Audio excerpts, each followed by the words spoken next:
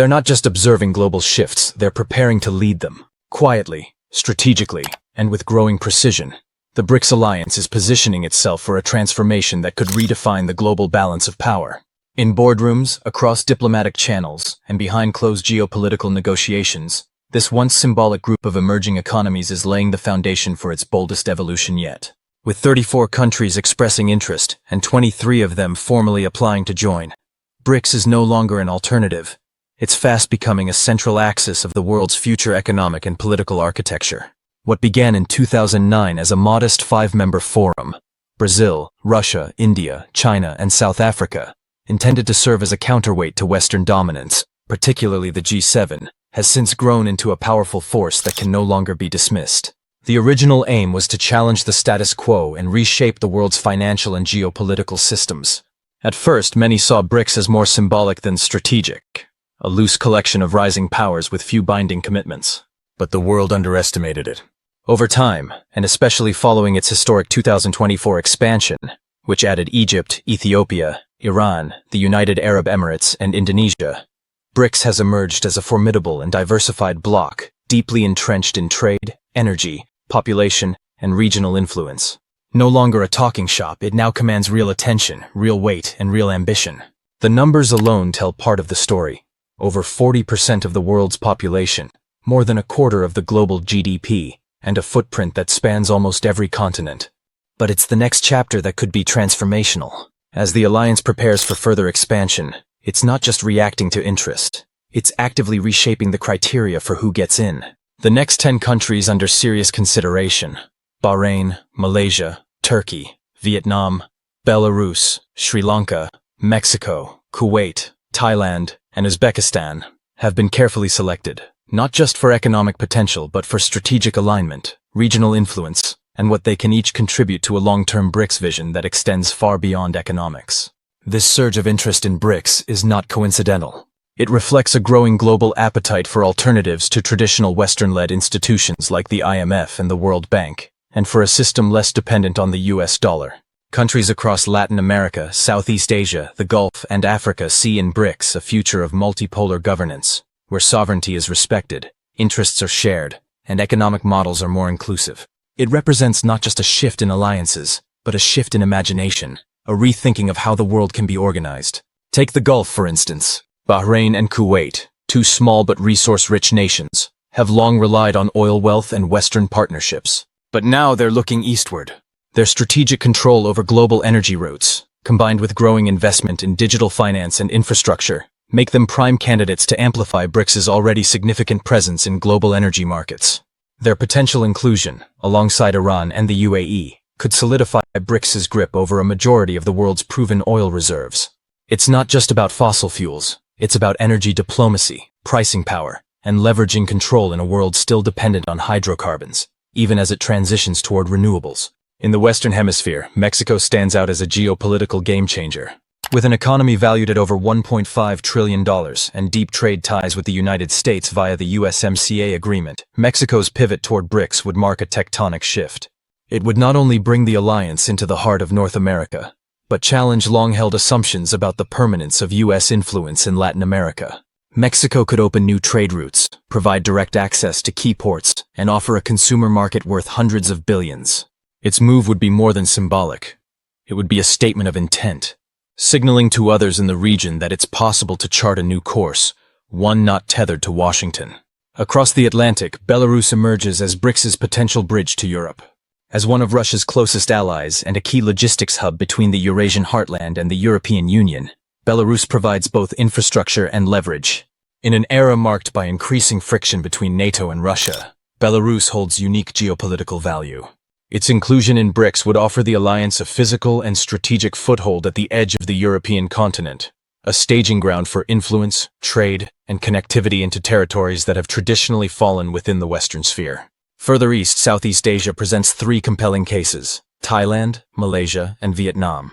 These nations are already deeply embedded in global manufacturing and supply chains, serving as production centers for electronics, vehicles, semiconductors, and consumer goods.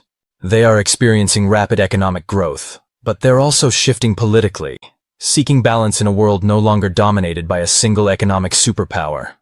Vietnam's export machine is surging, with nearly $370 billion in goods shipped last year. Malaysia remains a global semiconductor powerhouse. Thailand is aggressively investing in green tech and digital transformation.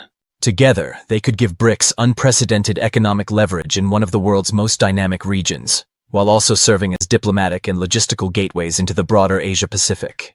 Then there's Uzbekistan, landlocked, resource-rich, and increasingly pivotal to the new Eurasian trade corridors being shaped by China's Belt and Road Initiative and Russia's transcontinental infrastructure strategies. Uzbekistan offers critical mineral wealth, growing manufacturing capabilities, and a strategic position that links China, Russia, South Asia, and the Middle East.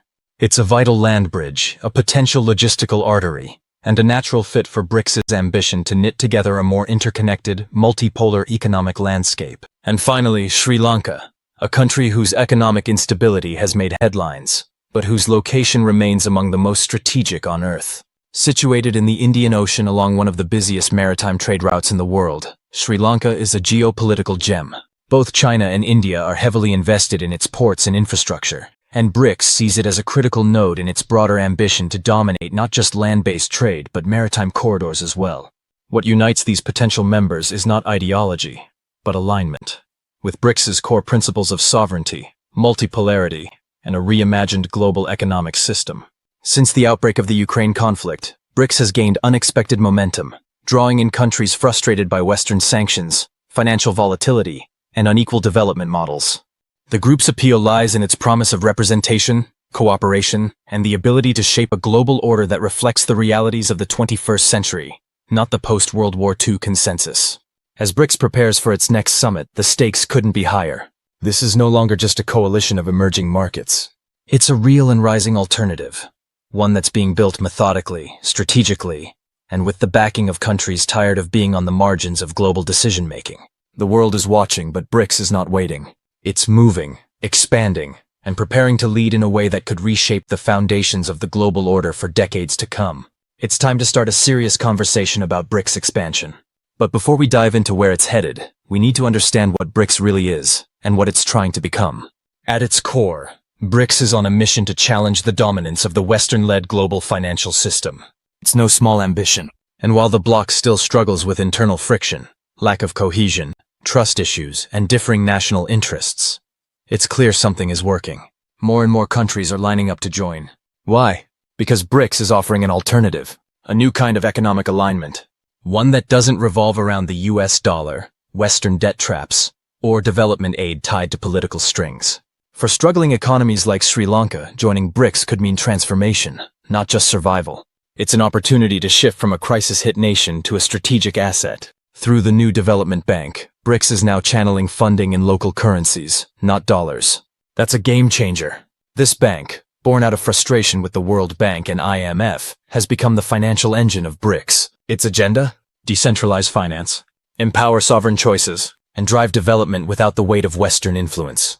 The shift to local currency lending isn't just symbolic. It's strategic. It allows nations to break free from dollar dependency, reduce exposure to foreign reserves, and sidestep systems like SWIFT. And the appetite for this is growing. The numbers tell the story. Nearly 50% of BRICS trade is already happening in Chinese yuan. That's not a small trend, it's a seismic shift. And with expansion accelerating, that number is poised to climb. Behind the scenes, there's talk of a unified digital currency for settlements. Something that could completely bypass Western financial infrastructure. Blockchain-based. Secure. Decentralized. If BRICS pulls this off, it could move from being just a concept to becoming a real global counterbalance. But BRICS is about more than banks and currencies. It's about power, influence, the ability to shape the rules of the game.